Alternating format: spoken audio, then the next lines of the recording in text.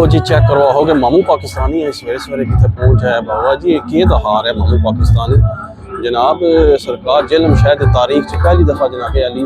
कि भी ऐसा माहौल है कि भी जनाब मेरे पिछे तुम सारियां देख रहे होगे बसा VIP इलैक्ट्रिक बसा जेलम शहर के साढ़े सिटी भी जनाब अज बसा आ रही VIP किस्म दियाँ अज इन्होंने ओपनिंग है इफ्तिताह है अज स्टार्ट हो जाएंगे जनाब तो मैं ना क्या माहौल है VIP चाह सरकार के जेलम सारा तरक्की की तरफ जा रहा है। Thank you so much chief minister साहब माशाअल्लाह जी। तो जनाब अज ओपनिंग के हवाले ना सारा इस ग्राउंड के